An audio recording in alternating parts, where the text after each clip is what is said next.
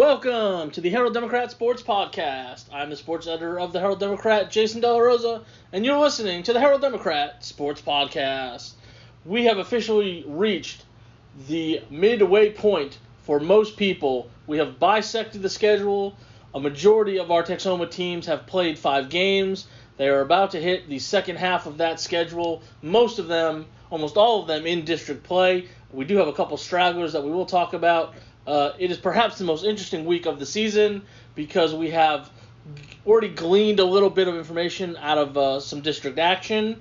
We've kind of seen how some teams have sized up. And, of course, those teams that are on bye this week that will be starting their district play next week, it's all officially happening as we enter week 6 and beyond of the football season. So we will jump right into it because we have plenty of things to talk about and go over and reflect on, and we will work our way down from the biggest district down to the smallest, and of course that means we'll be starting with the Sherman Bearcats in District 7 5A Division 1.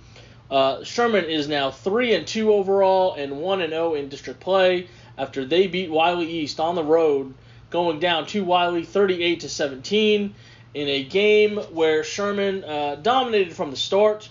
Had an 18-0 lead at halftime, and Wiley East was never really able to get much closer the rest of the way.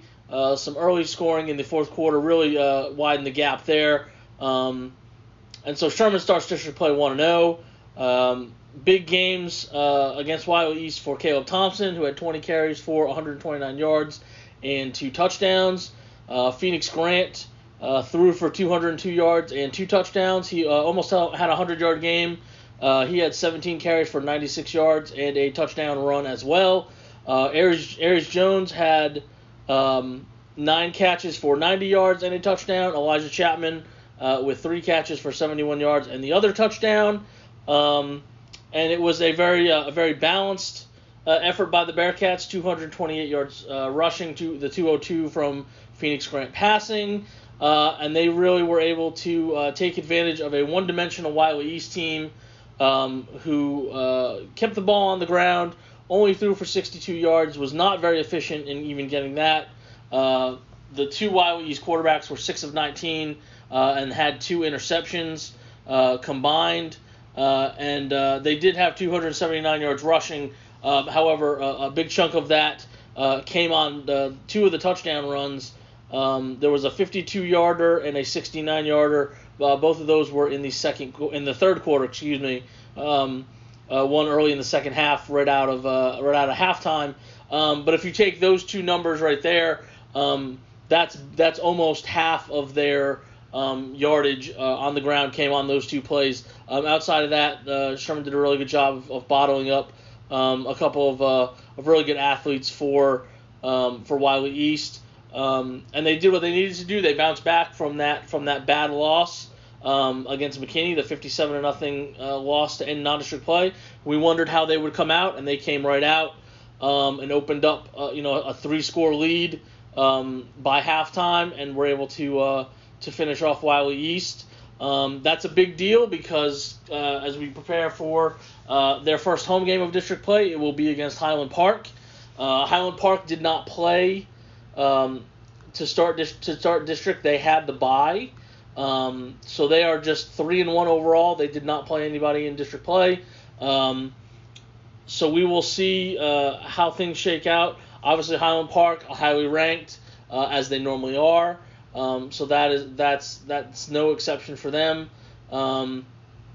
They won this game last year at home, 41-21, and that was a game. Sort of like what Sherman did to Wiley East, jumped out early. Sherman made made it a little interesting, but they were never really to put some pressure on the Scots.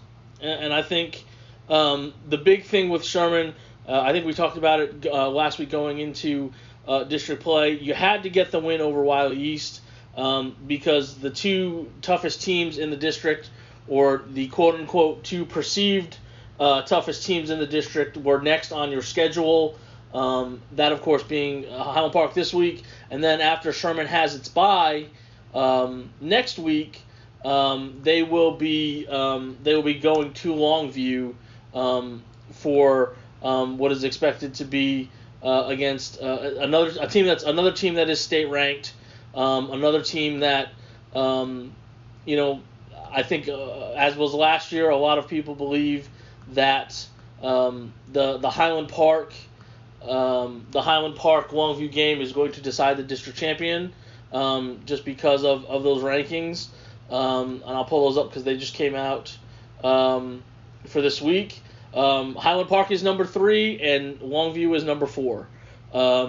So you have 2 top 5 teams in the state coming up on your schedule the next 2 games with a bye in between. That's either good or bad depending on how you want to look at it. But this was a game you had to win. Wiley East was a team that is better. We talked about they had already won more games this year than last year, and they were feeling pretty good coming off of a bye and into a matchup that they thought they probably had a chance to win, and Sherman really took care of business there. So just to touch on some other action in the district, since it was the opening week, Tyler beat McKinney North 35-18, and Longview beat West Mesquite 56-28. That score right there, obviously I think a lot of people thought that would be the case. Tyler had a better record than McKinney North. McKinney North came in with only 1 win, so that's probably not too much of a surprise. It does set up an interesting game this week. West Mesquite and McKinney North are going to play, and you don't want to say it's obviously it's very early, so it's not an elimination game. But one of those teams is going to be 0-2 after this week, and that's going to make it really hard to get back into the race for one of the top 4 spots, because you're already down a couple of tiebreakers depending on how things shake out. So that's a big game coming up. Wiley East is the other team that's playing this week against Longview. Tyler has the bye, and I think Longview obviously is favored there. So you're probably looking at Wiley East being 0-2, and then the West Mesquite and McKinney North team at 0-2, the loser of that game. So it's early, but like I said, you got off on the right foot. You did what you had to do.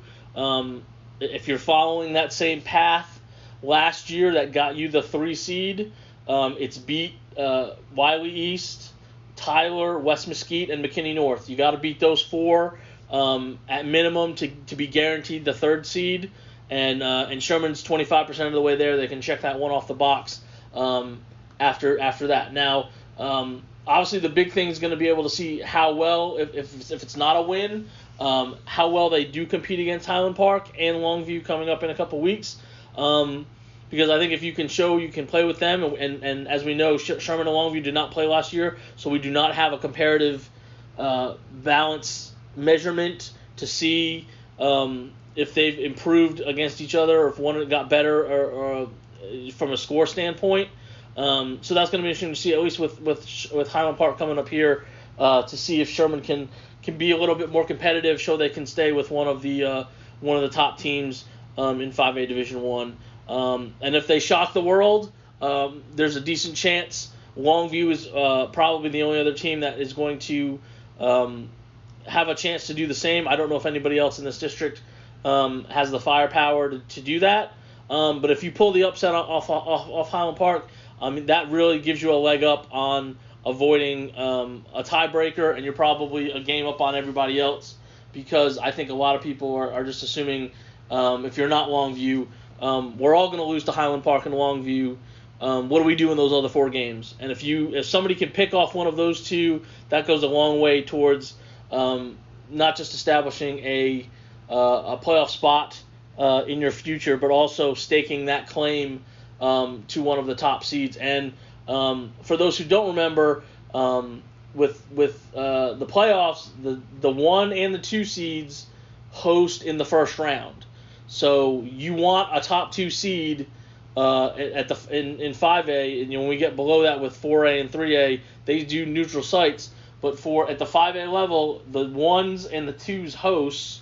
So that means if you're a 3, you have to go on the road to a 2. And as Sherman has found out the last couple of years because of the adjoining district, that means going down to Magnolia, Lufkin, College Station was the destination last year. You're going to make a pretty long road trip. So you want to have to try to force somebody to come up here and the best way to do that's to pull an upset or two, make sure you can get in the top two spots in the district. So we'll see what Sherman can do when they host Highland Park on Friday night at Bearcat Stadium. Moving over to 7-5A Division II for the Denison Yellow Jackets. They are coming off a hard-fought win, 27-20 against Prosper Rock Hill, in a game that was close throughout, back and forth. Nobody had more than a one possession advantage the whole way through. Denison was trailing 20-19, was able to get a fourth down stop with just over 2 minutes left, about 2.5 minutes left, to give themselves one final chance to either go and score a touchdown or potentially kick a field goal to take the lead / win the game. And the first play on the ensuing possession, after they were able to make the fourth down stop, which if Rock Hill would have gotten that, had a very good chance to run out the clock and preserve that 20-19 win. The first play after that, however, Jadarian Price goes 69 yards for the touchdown to give Denison the 27-20 win. He also caught the 2-point conversion to make sure that if Rock Hill went down and scored, they would not win the game by a point, 27-26. And it was nip and tuck. This was not the Rock Hill. I mentioned it last week that Coach Whitson and the Jackets felt that Rock Hill was better. Again, like Wiley East, they had won more games already than they did all of last year in their first year as a varsity program. They were coming off of a district win against Princeton, a team that one of those games last year that they lost, they did win this year. And last year's game against Denison was 66-14. They held Rock Hill to 20, so the defense was able to hold up their end of the bargain, but the offense struggled, and a lot of that was more or less because of the lack of possessions. In the first half, each team only had 4 possessions, and that's a low number if you're trying to understand that. And part of that was Rock Hill ran the ball a ton. They ran the ball 51 times. They were trying to grind out some drives, keep the ball away from Denison, knowing how good that their offense was. And they succeeded. They had the ball. A high school game, you have 12-minute quarters, so you have 48 minutes of game action, and they held the ball for 30 of the 48 minutes. They made sure that Denison was not able to have a lot of opportunities to score, and Denison did just enough to pull this game out. Price leading the way, 20 carries for 169 yards and 2 touchdowns. Caleb Hebner with a very efficient night, 13 of 16, was only for 104 yards though. He did have a touchdown pass to Dylan DeHorney. Logan Voigt kicked a field goal. And Denison's defense got a safety, so that basically accounted for all of the scoring by the Yellow Jackets. And again, we've talked about with Sherman bouncing back after a very hard lopsided loss to deal with. Denison was doing the same after losing to Lovejoy last week, 49-7. Wanted to see how they responded. They were able to bounce back. I don't think there was much of a hangover. I think obviously Rock Hill has improved in a couple of areas, and they were able to make Denison was able to make the plays when they needed to, both defensively and with that final possession. Obviously Price with a great run there. They were able to pull that out, and so they're going to go to Frisco Memorial this week.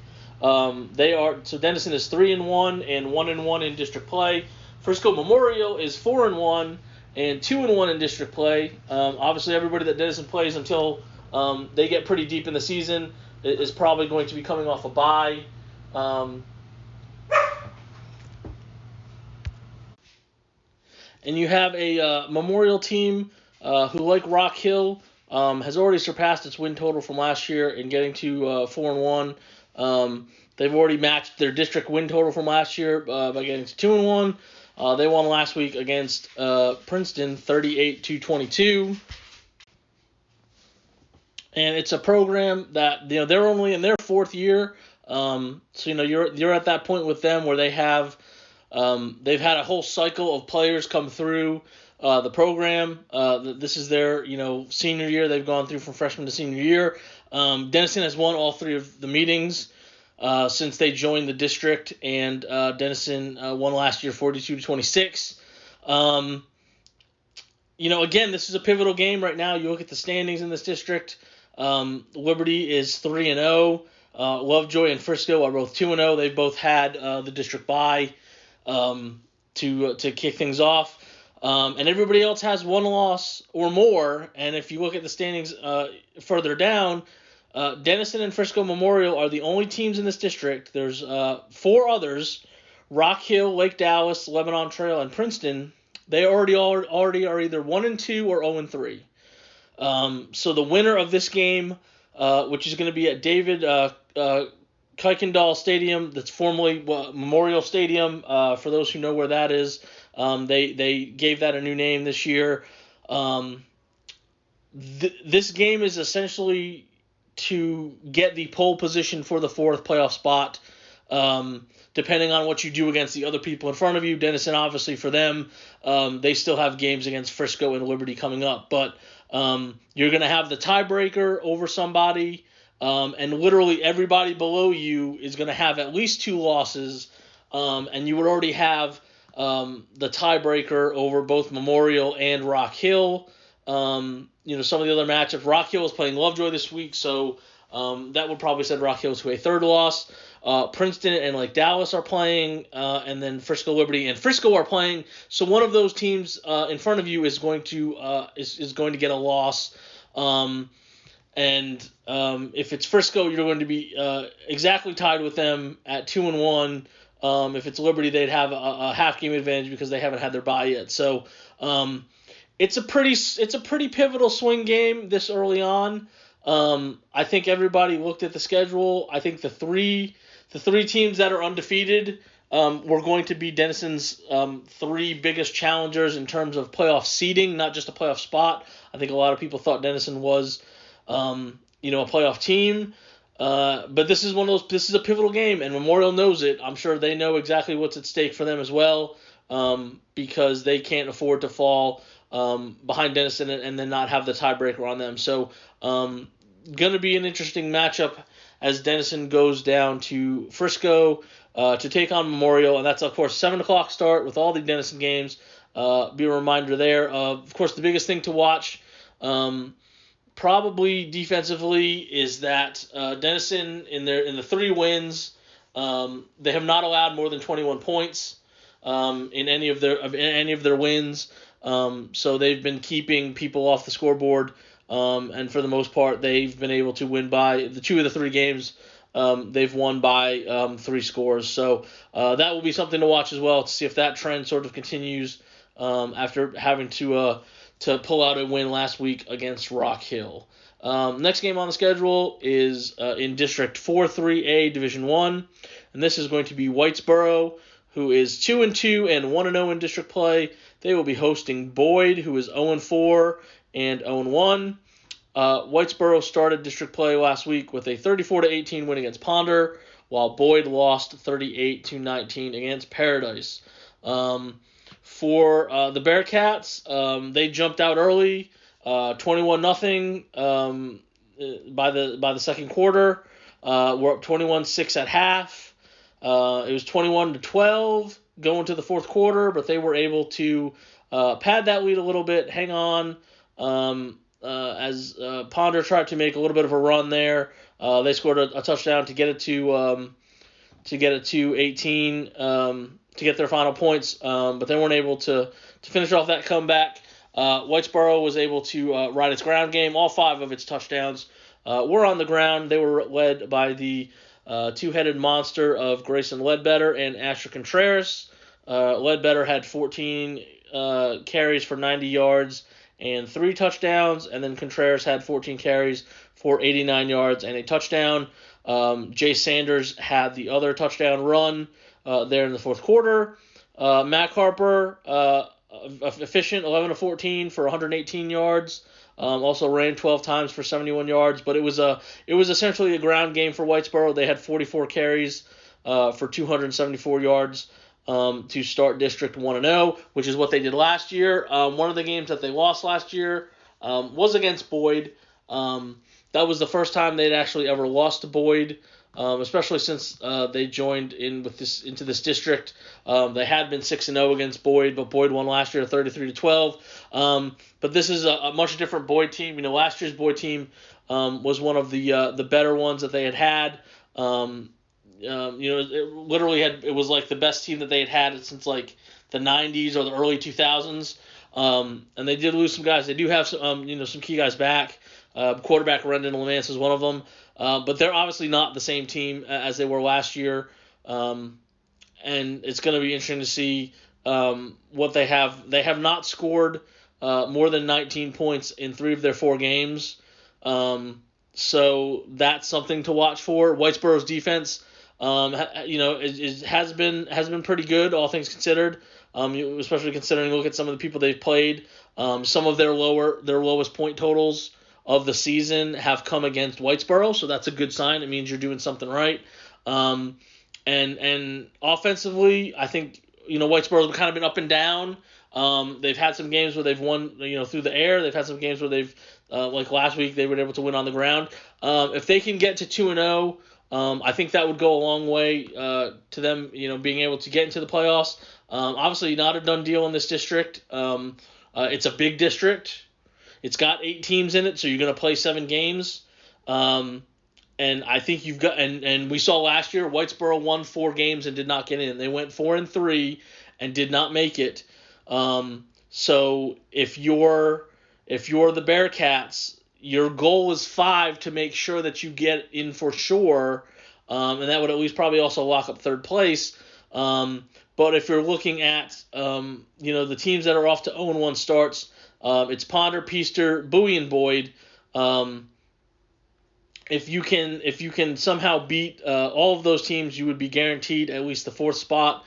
And like we said with Sherman, their kind of path to the playoffs. Whitesboro would be 2 for 2 in beating teams that they would need to beat to get one of those spots for sure.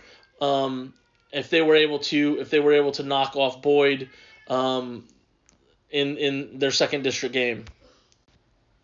And if we're looking at some of the other games of note, Ponder will be playing Peaster. So one of them is going to be 0-2. So that's of interest to Whitesboro immediately. Pilot Point's going to be playing Bowie. And Brock is going to be playing Paradise. So if I'm looking at those scores, I'm going to guess Brock will beat Paradise. Ponder and Peaster, that's a toss-up. That'll be an interesting. That's the most interesting score, I think, of those 3. And then I think Pilot Point will handle Bowie. So you're looking at potentially, if you're Whitesboro and you take care of your business, you knock Boyd down to 0-2. Bowie gets knocked down to 0-2, and the Ponder-Peaster loser is down to 0-2 as well. So you'd have a 2-game lead on people heading into the back stretch of your games still to come. So Whitesboro could be in a really good spot if they're able to take care of business at home against Boyd on Friday at 7:30 in 4-3A Division 1. Sliding over to 5-3A Division 1, we have a pair of games here, and we will be able to talk about both of their games last week because they played each other. Pottsboro went to Howe and won 59-14. Somebody was going to get their first win. We talked about that last week. And in this case, it was the Cardinals who jumped out to the big lead, 28-0 in the first quarter. They were up 42-0 at halftime. And they were up 52-0 after the 3rd quarter. And in doing so, they improved to 1-2 overall and 1-0 in district. And Howe is 0-4 and 0-1 in district play. We mentioned with Pottsboro, they had not played for 3 weeks. They had the regularly scheduled bye last week, and they were not able to find a game for either week 3 or week 4. To get another game on their schedule, so they hadn't played in 3 weeks. How were they going to come out? How were they going to look? And they were able to look pretty good They ran for 337 yards, threw for 174. Major McBride was a major part of that. He had 10 carries for 194 yards and scored 5 touchdowns. Jet Carroll added 8 carries for 106 yards. He split snaps with Halen Flanagan at quarterback, and Carroll threw for 91 yards and a touchdown. Flanagan threw for 83 yards and a touchdown. Flanagan's touchdown went to Jude Bentley. That was his lone catch, was a 75-yard touchdown. And Carroll connected with Jake Kubik for his touchdown throw. Kubik also returned an interception for a touchdown, 34 yards in the first quarter as they were building up that big lead, and they were able to pretty much cruise. So positive feelings back with Pottsboro. They had to sit on that 0-2 start for almost a month. They were able to put some things together, and they have another game. I don't want to say another winnable game, but they will be hosting Emory Reigns, who is 1-2 and 0-1 in district play after they lost to Mount Vernon 56-21. So this is a chance for Pottsboro to start stacking some of those district wins if they're going to earn a share, or at least a share, or perhaps win outright the district championship this year after sharing it last year. And Reigns is a perfect opportunity at home to do that because the schedule will not get any easier after that. The 4 winners, the 3 other winners in district play, obviously we mentioned Mount Vernon beat Reigns. Mineola was able to use a 2-point conversion against Winsboro. We'll talk about them here in a minute because that's who Hal plays. And then Bonham beat Commerce in the basketball score of the night. They won 76-53. So those are the 4 teams that are off to the 1-0 starts in this district. And Mineola is playing Bonham, so somebody's going to get their first loss there this week. So if you want to keep pace, Pottsboro's in a good spot. I don't know what we really thought about the Cardinals. I think we mentioned this last week. They put up a lot of points in their opener against Community, and they came up just short. First game, you never know. And then they had to turn around and play Gunner, and as we'll get to Gunner here in a minute, they're just rolling over everybody. And I don't know if anybody can tell anything from a game against Gunner at this point. And it maybe not for the whole season until we get to the playoffs. And Howe has struggled. They were searching for their first win, dropping to 0-4. They were able to put up a couple touchdowns in the fourth quarter. Carson Daniels had a good game. He had 23 carries for 135 yards and a touchdown. Austin Haley threw for 192 yards and had a touchdown pass to Caleb McNutt. Cooper Jones led the Bulldogs in receiving 8 catches for 73 yards. But Howe did have 4 turnovers. 3 of them were interceptions, and of course the one that was returned led straight to 7 points for Pottsboro. So again, I think the thing with Howe is they've had some closer outcomes than compared to last year. They just have not been able to put together a full 4 quarters, and that's going to be something they're going to look at by when they go to Winsboro. Winsboro, like I just mentioned, so they had the lead on Mineola. Mineola was able to score in the final couple minutes, and instead of tying the game going to overtime, they went for the 2-point conversion and got it. I think we mentioned in previewing this district, the top 4 teams last year were Pottsboro, Mount Vernon, Mineola, and Winsboro. They were all really close. It all came down to the last week, so it's no surprise that Mineola and Winsboro played a game that literally, essentially was decided by one play to see who would win or who would lose. And it's on the road. It's no fun road trips in this district. So, again, hopefully Howe can pick off some people as the district goes along. I think there's 2 or 3 opportunities to do that. It's just going to be a question of, again, can they stay healthy, which was an issue last year, and just an overall consistency. They have shown in spurts they can put up some points and play well and be within striking distance. They just haven't been able to put it all together. So hopefully maybe we can see some more positives from Howe on Friday at Winsboro in 5-3A Division I action. We go now to 8-3A Division II. And this is, of course, a district where we have a lot of our teams, or a good chunk of our teams, And of course, it's got the big game of the week. Bells will be hosting Gunner. Both of these teams are coming off wins in their district openers. Bells is 3-2 overall, and Gunner is 5-0, 1-0 as well. Gunner is coming off a 56-0 win against Whitewright, and Bells won 37-29 against Leonard. So the Panthers are involved in the second straight game of the week in this district. Playing that game last week, Bells Leonard. Bells finished second in the district. Leonard was fourth last year. Leonard came into that game last week undefeated, thinking that they had a group that would be able to maybe at least contend for the second spot, maybe put a little bit of a scare in Gunner, maybe have a chance to pull that upset. But Bells was able to get off to a quick start and hold the lead through most of the game. Leonard put together a furious comeback, was able to tie the game at 29 in the fourth quarter, and then with a couple minutes left in that one, Brock Baker came through with his third touchdown run of the game, and then Bo Baker ran in the conversion to fashion the final score. Bells was able to win that game, and that was huge last week because that was the big swing game. I think at least for second place, just because when we get to Gunner here to talk about them, they don't look like anybody's going to beat them, and so you have to go into that game if you're going to have any chance to think with confidence that you can do that. I think you have to go in at least with an undefeated. You can't lose to anybody else in the district and think you're going to have a chance to pull off a major upset like that. And I really think that Leonard, especially because they have a bye this coming week, they were gonna beat Bells, feel good about it, roll that into the rest of the district and say, hey, we're at least the second best team besides Gunner, and then hopefully maybe have an undefeated versus undefeated matchup for the district championship. Bells made sure that didn't happen, and of course they did that in a very Bells way by running the ball 63 times. Brock Baker led the way, 22 carries for 201 yards, and he had the 3 touchdowns. Spencer Hines added 101 yards and on 26 carries.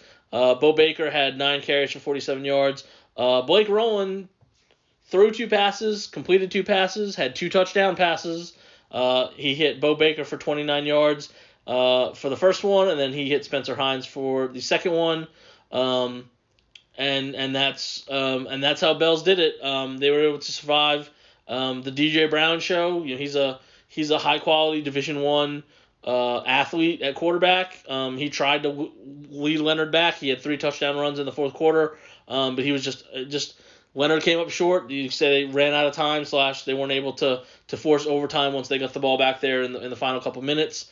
And so now that sets up again. Bells against Gunner. We mentioned Gunner. They're coming off a 56-0 win over Whitewright, where they held Whitewright to a grand total of 40 yards. They were up 49-0 at halftime, and they did it in the same 2 ways that they've basically done it with every game this year, spreading around the production and shutting down. In this case, also shutting out the opponent. So the overall numbers are not. Nobody is really a true standout. Hudson Graham, he only threw 5 passes. He completed all 5 for 101 yards. He had 2 touchdown passes in those 5, 1 to Ivy Hellman and 1 to Cannon Lemberg. And he only had 2 carries. They went for 65 yards. One of them was a touchdown run. Hellman saw some time at quarterback. As well, he ran 6 times for 59 yards, so he did a little bit of everything. He had a completion, caught a touchdown, and he also ran for 2 touchdowns. Both of those came in the second quarter. Cade Dodson had 6 carries for 68 yards and a touchdown run. And so just typical Gunner. If you look at their stats, nothing's really eye-popping, but they just have a bunch of guys that contribute to the effort. And then, like we mentioned, it was the first shutout on the season for Gunner. Nobody has scored more than 7 points against them. They have still not yet allowed a first half points by an offense last week against Pilot Point. The points came on an interception return in the first half. And Gunner has outscored its opponents in 5 games. 237 points is what they have scored, and 26 points is what their opponents have scored. And that's about an average of 47 to 5. That's the average score of a Gunner game. They've gone over 50 points the last 3 weeks.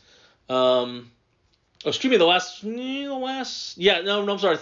4 games they've gone over 50 points. And like we said, Whitesboro held them to 28 points. But everything else has been, 43 or above in those other games. And this was a game, like I said, they had 49 at halftime. So I don't know how you slow them down, and I don't know what you do. I have not had a chance to see them. I probably will not see them until the playoffs again because there wasn't the staggered schedule for COVID this year. But you just look at the box scores and you look at what they're doing. They obviously are ranked the number 2 team in 3A Division II for a reason. We talked in the preseason preview. They brought back basically everybody, and so they're doing what I think a lot of people thought they would do. It's just very eye-popping to see sort of how they're doing it. They're just overwhelming people at the start, and the games are just out of hand, usually by halftime, and they kind of cruise from there. So you'd like to think that this is something that Bells could give Gunner a game. I think we kind of thought that last year as well.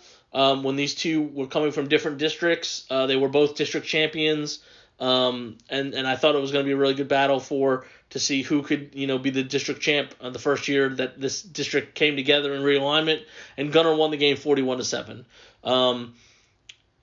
Bells has won 13 of their last 14 district games, and that loss to Gunner is the only one that they've lost, going back to 2019. So. I would like to think that somebody's going to challenge them, and you would think Bells would be a team that could do that because of the way that they could potentially control the game with the slot T running the ball, maybe grinding out some possessions, some put together a couple long drives to keep that offense for Gunner off the field. But Gunner looks like a machine right now, so I think anything before the playoffs is probably an upset. I think you could have said that about probably any team that they've already beaten as well. I don't think anybody viewed them as an underdog against anybody on the schedule until we get to the playoffs and probably deep in the playoffs. But you never know. I think it's going to be interesting because I feel like after this, I don't know who else in this district could give them a game. I thought the winner of Bells Leonard was probably the best team to do that, and maybe Leonard still can because they have a really good, like I said, a really good athlete who could make some things happen. But I don't know how Leonard will be feeling by that point, just because of the fact that they've already lost to Bells. So, but this is definitely the biggest game around because of its two local teams that have done really well the last 2 or 3 years together. Obviously, Gunner's run extends a little beyond that, going back to 2016. Like I said, Bells has been really good in district play. Going on 3 years now, it's literally Gunner has been the only team to beat them. So we'll see what happens when Gunner travels to Bells in 8-3A Division II on Friday night. Next stop in this district, 8-3A Division II, SNS will be hosting Lone Oak.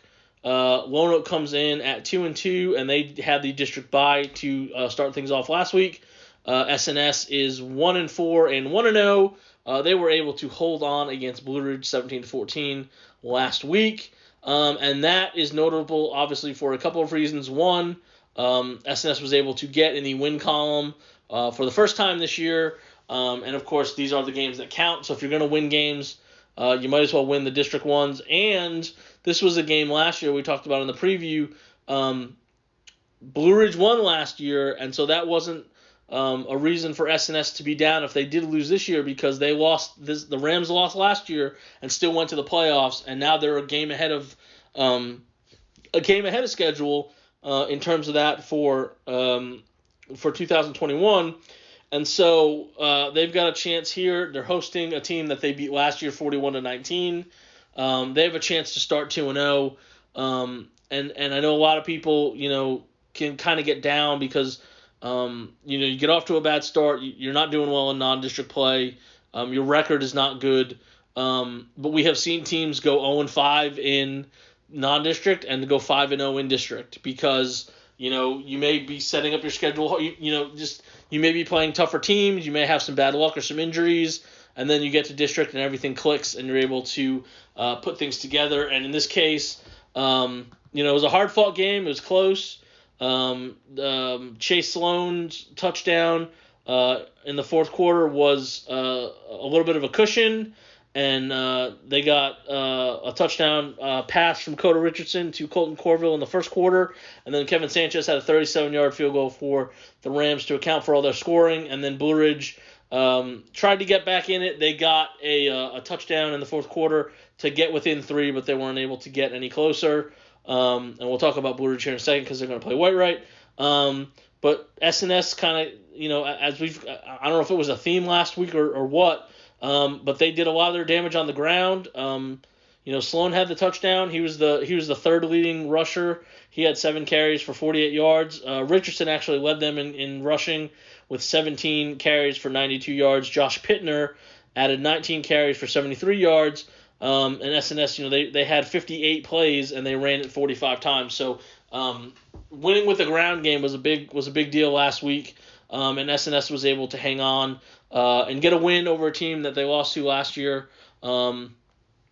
They've played a lot of close games in this district, or the wins that they've had have been close. And if you're going to play a close game, you might as well win it. If they do win against Lone Oak, they'll be 2-0 for the first time in district since 2015. Although Lone Oak, I don't know what, like I said, they didn't play last week in this district. They only won one game last year. They're 2-2. So I would assume they feel like they're better, and I would assume that they feel like, hey, we can get off to a good start in this district by beating SNS. But we'll see what happens there. That could be an interesting swing game as well. But SNS is off the schneid. They got their first win, and they are currently in first place, and they will hope to stay there by virtue of a victory over Lone Oak. If they're able to do that, they and the Bells Gunner winner, they'll be the only 2 undefeated teams in district play. So basically, the winner of SNS Lone Oak and the winner of Gunner Bells will be the only 2 undefeated teams left after 2 weeks in this district. So it's a big swing game for sure. Even though we're just 2 games into the district schedule. And the last game in this district that we're going to talk about, White will be hosting Blue Ridge. Battle of the Tigers. Both are 1-4. Both are 0-1 in district play. We just talked about the SNS game. Blue Ridge lost that one 17-14. And of course, we previously talked about Gunner beating White 56-0. This is one of those games you have 2 0-1 teams. You don't want to say the loser is out of it, but it makes it really hard to start 0-2. So somebody's going to be in the mix or stay in the mix immediately, and another one's going to need some help right off the bat to get back into the race by dropping to 0-2. The crazy thing about this matchup is both teams won their season openers and haven't won since. So I don't know what that means, but that's kind of a weird matchup to have 2 teams that, had very promising starts. White shut out Clarksville, had a lopsided win. Blue Ridge beat Collinsville by a pretty decent score. But they've both have struggled. Since then, offense has been a struggle for both of them. Obviously, last week, White only had the 40 total yards against Gunner, and obviously Gunner's a really good opponent, and a lot of people have struggled against them. Blue Ridge has not scored more than 14 points in any of its losses. So this, maybe this has a chance to be like a 21-14 game or 28-21 game where points are hard to come by, so possessions may be extremely valuable in this game for sure. And like I said, it's probably gonna have the feeling of a elimination game / playoff game, because I'm sure both sides are saying, hey, look, we have to win, we cannot fall to 0-2. Somebody's going to, and we'll see what happens and who it will be when White Wright hosts Blue Ridge on Friday night. The last couple of games that we have on the schedule, I guess we'll jump down. We'll do Texoma Christian because they are in district this week. We have 3 games left. The other 2 are non-district, and we like to. District games are always of importance more than the non-district games because of what they mean. So we'll jump down to the 6-man real quick and talk about Texoma Christian. They open TAPS Division III District 2 action this week when they host Prestonwood North. Texoma Christian is 0-5. Prestonwood North is 2-3, and they are 0-2 in district play. And I'm sure you're saying, how is it possible that one team has not played a district game and another team has already played 2 district games? And I will tell you that because Wacky Taps doing Wacky Taps things decided in the offseason that they would take this district, which had 4 teams in it, Covenant Classical, Irving Faustina, Dallas Fairhill, and TCS, that they would just throw in 2 new teams, Azel Christian and Prestonwood North, into the district. And they did that after everybody had made their schedules. So there had to be some adjustments, and to get some of these games, to get both Azel Christian and Prestonwood into enough people's schedules, they had to play some of their district games a lot earlier because the latter district games were already set, and there's nobody has a bye because there was only 4 teams, so everybody played. Everybody had a game in the latter part of the season, so they were able to make it work, I guess, as well as you can. But Prestonwood has lost both of their games that they've played so far in the district. They did win last week. They won 59-14 against Thesa. And Texoma Christian is coming off a second straight shutout. They lost 46-0 against Greenville Christian. And it has been an offensive, I don't say nightmare, but obviously when you've been shut out 2 weeks in a row, you're struggling to put some stuff together. I think some injuries, some stuff have hurt TCS in that regard. But this is a program that has made the playoffs last year, despite not having a win in their non-district schedule. So they know it can be done. This is the first step towards that. Playing a team, like I said, they're playing their first game. I don't know what you can expect, to be quite honest. Does it help that it's at home? Maybe. But they've got 5 games to get in the mix. And because some people have already played 2 district games, some people have played 1. Dallas Fairhill's another one who has not played a district game as well. So it's kind of messy to figure it all out. But I think if TCS can win at least 2 games, then they're probably going to get in. And this would be a big step if they were able to find a way to defend the home turf.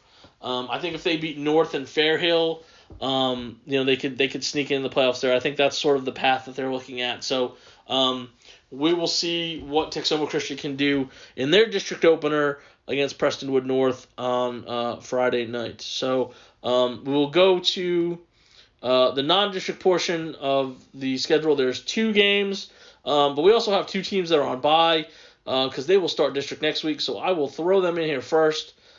Just to touch on them real quick because they don't have games this week.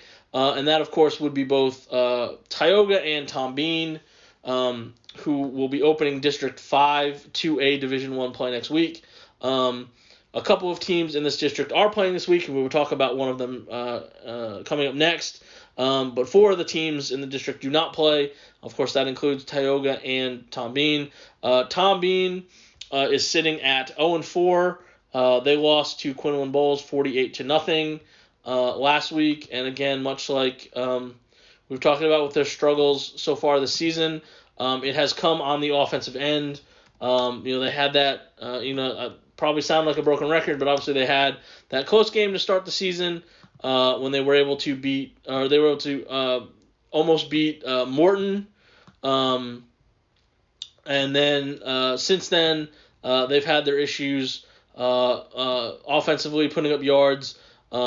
They scored 6 points against Clarksville. Well, first they had a game not get played because the district was shut down for COVID, and then they've scored 6 and 0 points the last 3 weeks, and they've given up 40, 31, and 48 points in that span.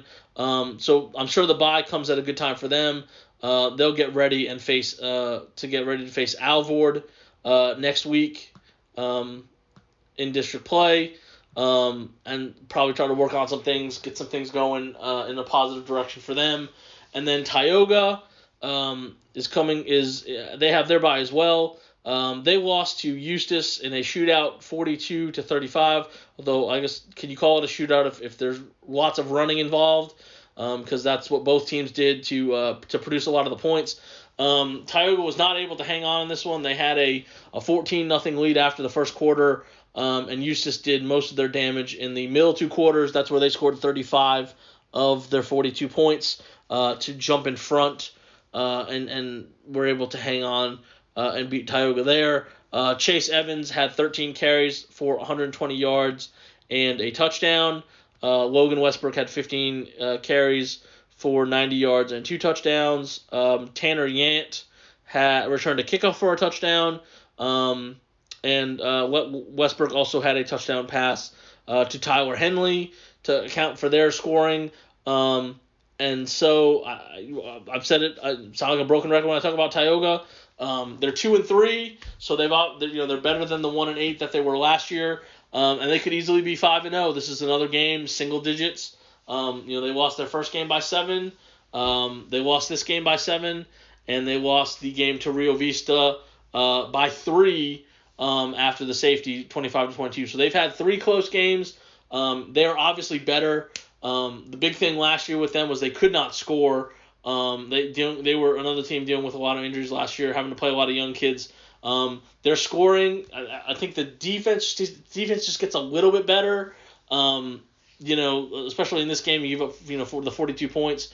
But they're right there, and it's going to be really interesting to see in this district.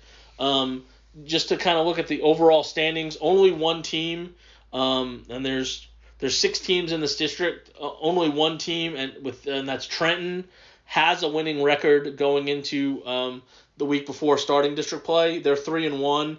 Alvord and Collinsville are 2-2, and then Tioga, Lindsay, and Tom Bean all have losing records. So there's not one dominant sort of team here, that's sitting here at 4-0 or 5-0 and is ready to carve people up. I think this has a chance to be a really balanced district.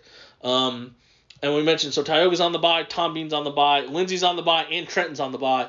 Alvord is playing, and the other game in this district is one that we will talk about. That's Collinsville at Munster. And this is like we've talked about. This district had the double byes last year. They decided to get rid of that and deal with, if there were any COVID ramifications, they would just end up being, forfeits instead of doing makeups at the end. So Collinsville had to find an opponent. They were able to find Munster, which is good or bad depending on how you want to look at it because, we talked about finding people to play. Well, it just so happens that they found a team that is this week ranked number 3 in 2A Division II and is coming off, they're 5-0, and they're coming off a 61-0 victory over Valley View. So that's a tall task if you're Collinsville, who did not play last week. They took their bye last week instead of this week. Collinsville had won 2 straight games going into that bye. As we talked about before, they beat McKinney Christian pretty good. They beat SNS pretty good. They were probably feeling pretty good, and then they had the bye week, and now they're going to play Munster, which could be a preview of district next year.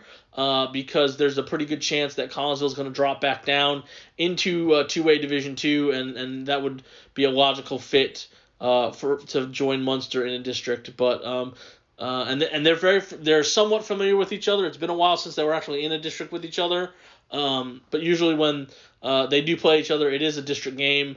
But this is going to be a tough one for Collinsville for sure. Probably the biggest thing is you don't want people to get hurt.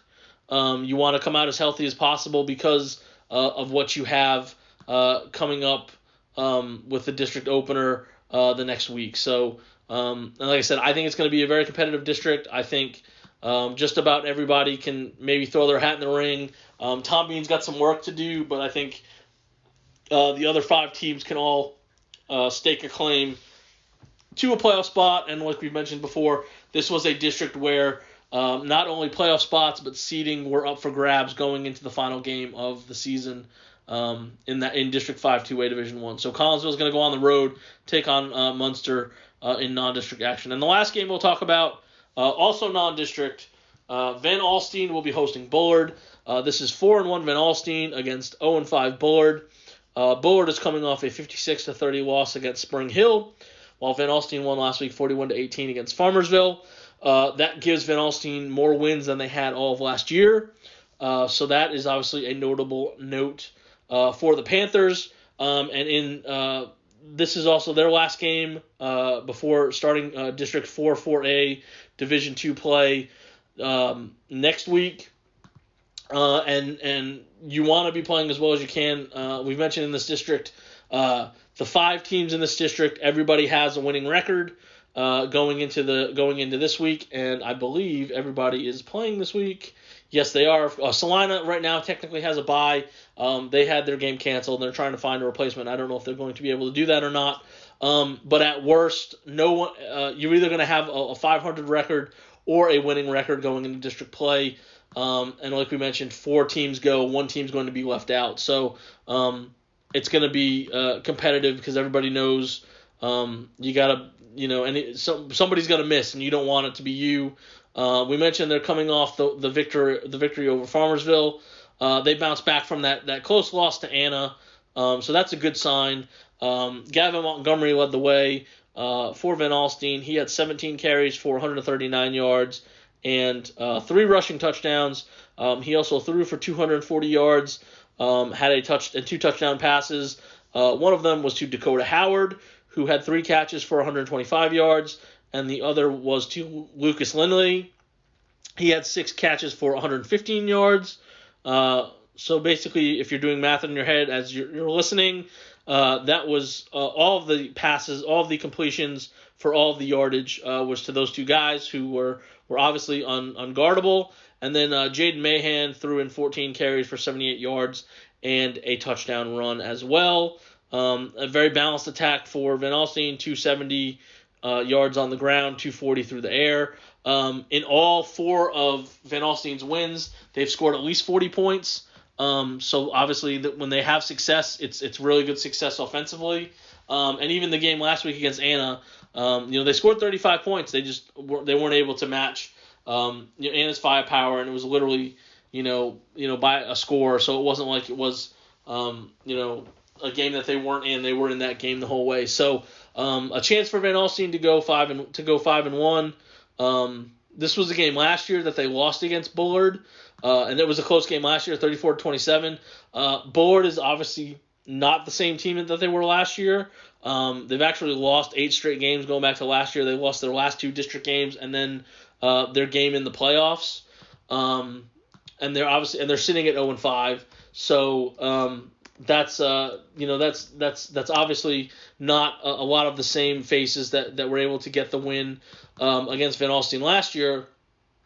And like I said, if you're 4-1 and you're taking on a 5-0 team or an 0-5 team, I think you have a pretty good chance to win that game. They were a team last year that went 6-5, 6-4 in the regular season and then lost. So that means they were 6-2. Yeah, 6-2 at one point last year before finishing on that 3-game losing streak, and it's obviously carried over this year for sure. So if you're Van Alstyne, you've got a chance to go 5-1.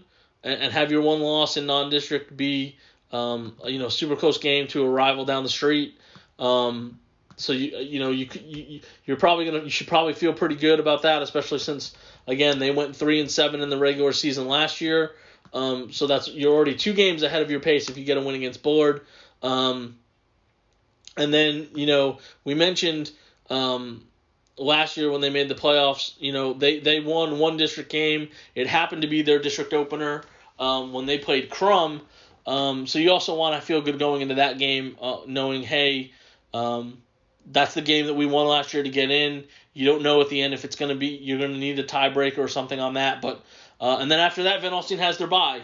So I don't want to say a pretty crucial stretch starting with this Bullard game, because I feel like you want to feel pretty good going into the potentially the game that could decide if you make the playoffs or not. You have a tough district with Salina, Sanger, and Aubrey to finish. So the next couple weeks, are probably going to be very pivotal for Van Alstyne to get to the playoffs. And then those last 3 will probably be for seeding to try to avoid that 4th spot and probably dealing with Graham in the first round of the playoffs. So that's a look at all the stuff that we had happen in Week 5. Look ahead to Week 6 as well. Should be some good fall football weather. Hopefully the rain, if it does come, and it looks like it might, it does come early in the day, so we don't have to deal with that and have it affect any of the games / the temperature Friday night. So enjoy the games. Thanks for tuning in, and we will talk to you next week.